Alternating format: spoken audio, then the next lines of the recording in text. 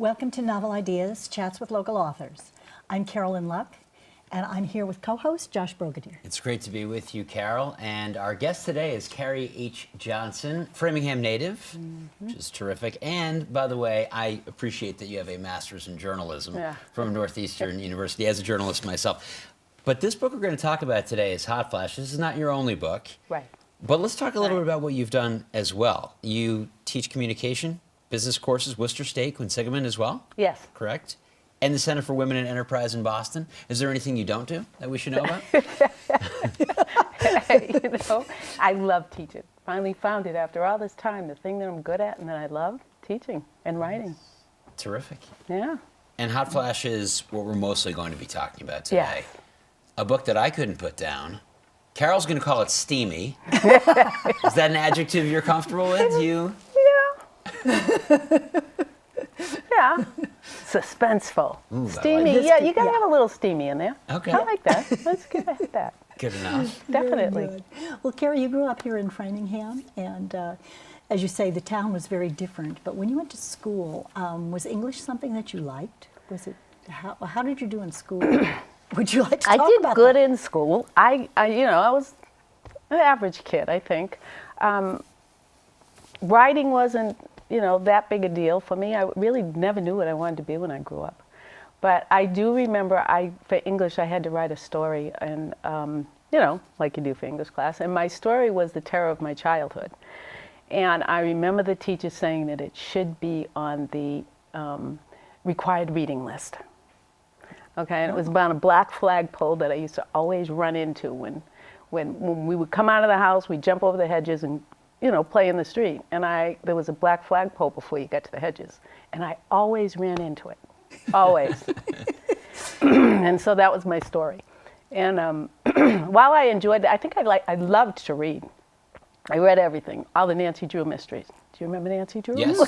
Oh, yeah. I was like, Nancy Drew, from the sure. beginning to the end, Nancy Drew mysteries all the time. So I loved reading. Maya Angelou, I Know Why the Cage Birds Sing. I read all those books when I was younger.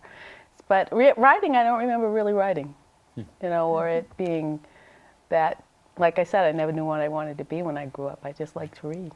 So when did that transition to becoming a writer? You went to the school of hard knocks, so to speak, for your Well, but entrepreneurship. first I Tell us started about writing. that. I did. And Okay. when I went back to college I went back older. I think I was about 25 when I went back to college. And I took all the required courses, and they said, you have to choose a major. Otherwise, why are you here?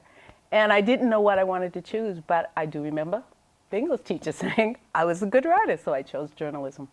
Perfect. And I did a little stint with the LA Times, Metro West Daily News, Boston Herald, but I decided they offered me a job, but I decided I didn't want to go there. You have to work there for a while before they offered you a job. And I decided I didn't want to travel to Boston.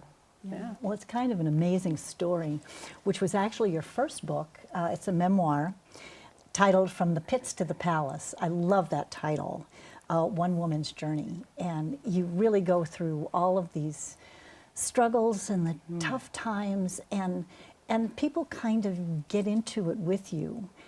And then it's so beautiful the way you sort of come out at the end. Would you like to tell us just a little bit more about the book itself? Well, actually, as you go through a lot of things when you're a kid, and sexual abuse was what I went through. And so for a long time, I was insecure, and as I got older, I got into drugs and alcohol and all that. And the business got me out of it because all of a sudden this thing was growing. And I have to say, what always kept me on track, regardless of what I was into, were my children. You keep picking yourself up because you have somebody else to deal with. And which is why I started the company. And all of a sudden I had all these people dependent on me. I mean, we ended up having like 160 employees, and they were all, I had to keep them motivated, and they're cleaners, and they had families, and so I had to keep going, and this thing was growing, and so that kind of helped me get out of everything and blossom and realize, wow, I can do this, and I'm somebody. And I was also working with the Center for Women in Enterprise that had it helped women start businesses, but it was women from low income, and at a time when they were trying to get people off of welfare. Clinton was. And so I wrote the memoir really to help for them. It was therapy for me, but it also helped them. And I used it in my classes because I was teaching business planning for them. And your life now, it's pretty full with teaching. Your kids are grown, correct? My kids are grown, yes. So you've So she was transitioned smart. to mystery, suspense novels. What made that transition happen? I always wanted to write a novel. And I'm visiting my girlfriend in Philadelphia. She's getting ready to retire. She takes me to her job, you know, because I'm interested in what she does. And I'm like, wow, there's a story here.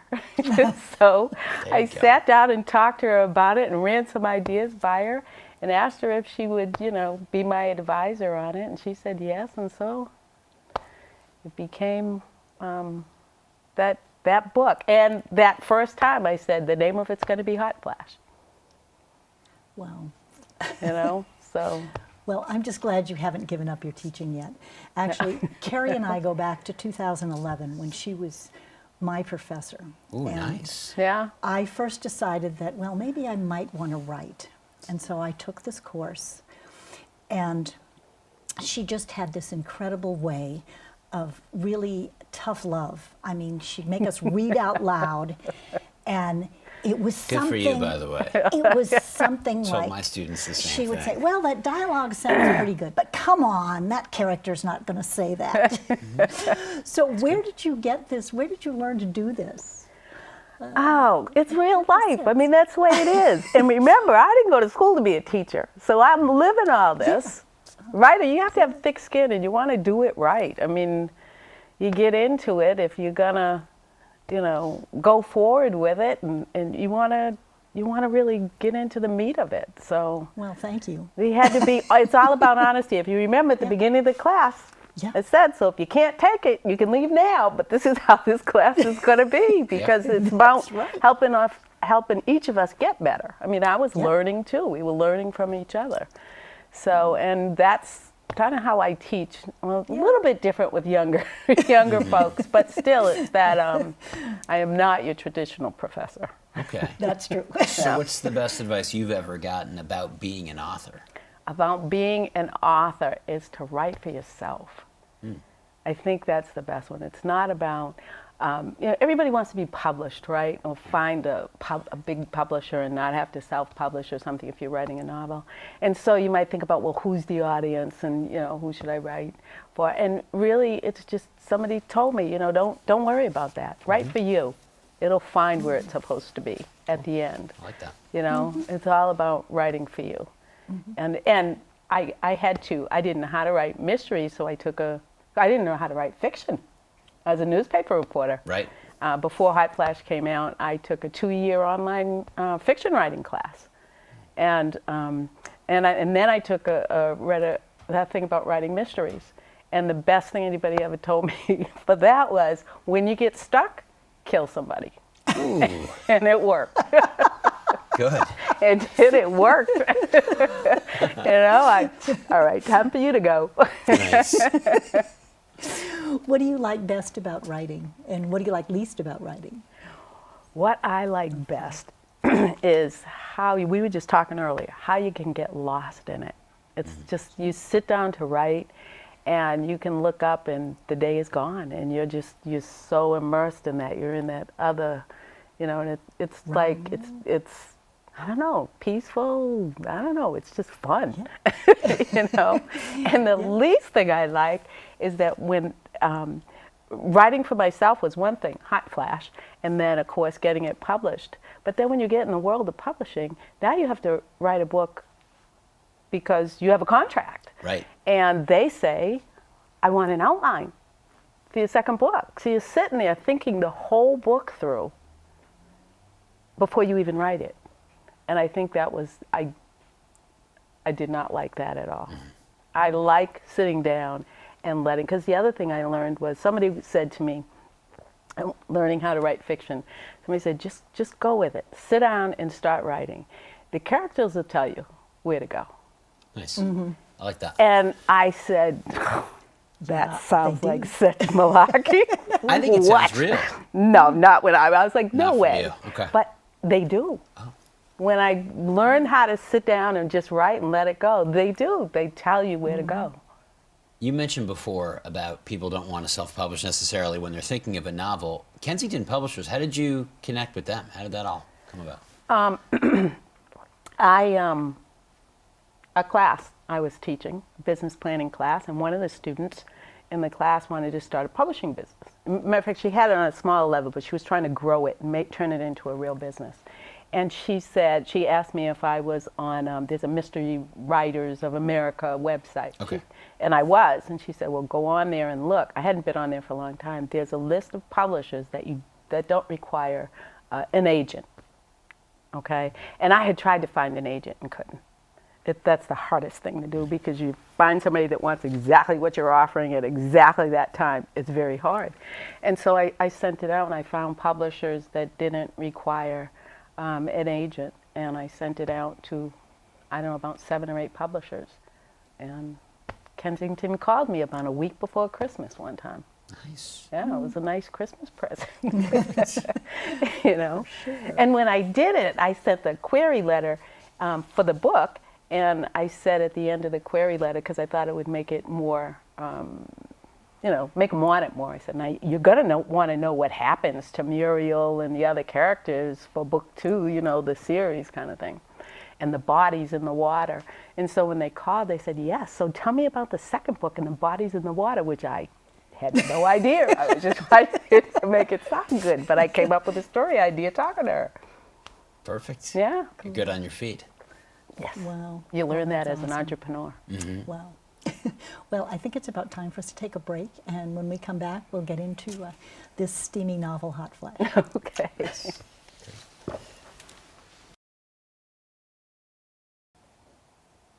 And welcome back to Novel Ideas. Josh Brogadir here, Carol Locke. We, of course, want to talk to Carrie Johnson about her book, Steamy, as we've been calling it, Hot Flash. Tell us what the book, by the way, is about. How do we get into this? Well, Hot Flash is about Muriel Mabley, who is a Philadelphia police officer. She's a firearms examiner. So, and it's really about, you know, as families always have secrets, you know, skeletons in the closet, if you will. And sometimes those come back to bite you in the butt, if you will. And you find out that if you have to deal with it before you can move forward. So it's kind of about those secrets and the power of forgiveness and family, you know, taking care of each other. So it's, you know, with a lot of steamy and mystery and thriller parts cooked. It's not your average mystery. Yes, well, this spicy novel grabs you on page 1. I mean, you find yourself in the bedroom with these 2 people you don't even know. I mean, I was kind of starting to get embarrassed, and then all of a sudden the phone rang. And so, was this the only way you thought of starting the book, or did As you? a matter of fact, it was. I wasn't embarrassed. For the record, I thought, wow, here we go. Can I tell It's you like a quick story? the roller coaster sort of started kind of toward the top, which is actually, I mean, that's a great way to bring people in, though, right? Can I tell you a quick Please. story? Yeah. Love to. So went to the Boston Book Fair, and they had a workshop where you brought the front page of your book, first page, and you put it in a box, and they would choose some. And they had publishers, 3 publishers sitting up, and they had actors reading. Well, they chose mine, just randomly, okay, and they started reading it. And at first writing, I must have used something like a hunk of a guy or something, and one of the publishers said, stop, don't read it anymore. I can't deal with this, using that. And the audience went nuts. They started stomping their feet and got, no, we want to hear more. And I had the title and everything. So the publisher goes, all right, finish it. And so they finished reading the page, and she finally said, they all commented, and they said they loved the title, because it was Hot Flash, always has been, and said, you know, I'd have to talk to the author to find out where she's going with this book and what it was going to be about. So there was no other way to start it. Of course I had to keep it that way. Yeah, good. Great. One of the things I love about talking with local authors is that there are so many familiar landmarks. I mean, the Crown Plaza, you've got characters zooming down the Mass Pike and things like this. But this also is the Philadelphia story. So tell us how you did your research for that. Well, the main character, again, is based after my girlfriend, who is a retired firearms examiner, and she lives in Philadelphia. So I would visit her a lot. Okay, she, as a matter of fact, the main character is based after her. She'll say her life was not nearly as exciting as Muriel's, but but all the things that I did and the areas that I went to, I took a lot of trips there. I got in my car and drove around. She drove me around. I did a lot of research, and she was my advisor. She would, she read, the book in pieces and would tell me if things didn't work or something couldn't take place because it didn't, flesh out right, even if I had researched it, and then I'd switch it around. And then when I decided on the places, I'd go there and look at them and see if they worked. So it turned, even in language, like, I had a Philly cheesesteak, and she said people from Philadelphia do not say Philly cheesesteak. They just say cheesesteak. Steak, cheesesteak. Yeah. Having gone to school in Philadelphia for 4 years, it's authentic to Philly. You did a great job of that. Your characters, by the way, lots of twists and turns. And did you plan a lot of this out in terms of who fit into which part of the story, or did you sort of just kind of, here we go? Just went with it. The glory in writing the first one was, the names kind of came to me. And I have to say that a lot of the characters, or several of the characters, come from somebody that I knew from the past. Wondered, yeah. Okay, like Dulcie. Yep. My mother had a wonderful friend named BJ, and Dulcie is based after her. Okay, she was a big woman, and she was just so Dulcie, And I said, this is the perfect sidekick for Muriel. So there are that idea of some of those characters, based on, which I think authors do all the time, things that happen to them, people that they've met in the past, that kind of thing. And names, I always, when I hear a different name or something like that, I have a book of names, and I'll ask people. Nerisse was a name of a cashier in Walmart, I think, if I remember correctly. No, Target. And I said, wow, that's a very unique name. And I wrote it down. I said, I'm going to use that in one of my books. And she said, really? Oh, wow, I'll be so happy. That's how I come up with names. I did. Nerisse came out. Prominently. Yeah. That's nice. Yeah. Did you have a favorite character to write about? Muriel. And maybe there's a lot of me in Muriel. I don't know. I know I had several people read the book that know me some, and they'd say the whole time they were reading the book, they saw me be a Muriel. Okay? I don't know that I'm Muriel, but, Muriel was my mother's name, by the way. And so a lot of her was my mother, some of those characteristics with maybe a little more flair or something. But people, you connect with people and the characteristics, you get to write what you know. And people that you know, and putting things out there. Otherwise, you can't write dialogue that's realistic if you really aren't, into the person that you're writing about and what they'll say. So, Carrie, can you give us a sense of a little fear that you conjure up, some of the suspense? Would you mind reading? I would love to read some. Thanks. Okay, so it's very hard to choose a piece in a mystery book because I don't want to give too much away. But this is actually a flashback, all right? So she woke up, and she dealing with a file that's been around for a while. And after she reads it, and it's about her sister, she says, I hugged the papers to my chest, fighting against the memory as my eyes filled with tears. And here is her memory. I pulled into the driveway and groaned at the first tingle of apprehension. The house was dark. Since Mom and Pops had died 6 months earlier, Carmela kept every light in the house on when she was home alone. The tingle became a bear skittering around in my stomach. I knew she was home. I'd just talked with her on the phone during the drive. I peered through the windshield, craning my neck to see the whole house. What was wrong with that girl? Lights out, windows closed. It's going to be hot as hell in there. Did the curtain just move? I squinted more. A few hours of sleep would do wonders for my eyesight, I thought. I looked away and tried shaking off my anxiety. Carmela was fine. She was 16 going on 36. Girl was always telling me, you're worse than an old mama. You need to find yourself a man so you can get a life and let me get on with mine. I chuckled to myself. I had plenty of time for the man thing. First things first, getting her through senior year to graduation and into college took priority. I considered putting the car in the garage, then decided against it since I would be leaving in a few hours to go back to work. While working undercover, sneaking home to check on Carmela was necessary, though it wasn't wise, nor in the job description. "Carmela," I yelled, going in. I dropped my stuff on the kitchen counter and flipped the light switch next to the door, then toe to heel, slid my shoes off, and went for the refrigerator. I hadn't eaten since the lots of chocolate cookie from Dunkin' Donuts I'd had for breakfast. A blow to the mouth sucked my words away. Every muscle in my body tensed as I spun around with raised arms, knocking away the arm that reached for me. I knocked the man aside and tried to bolt. No, no, no. I shook my head furiously, kicking and screaming and scratching and pulling at the hands that covered my mouth and kept me off the floor. Then I was flying, stopped by the maple cabinets lining the walls above the sink. I hit the stone tile floor face first. "Don't pass out. Get up. Get up. Get up."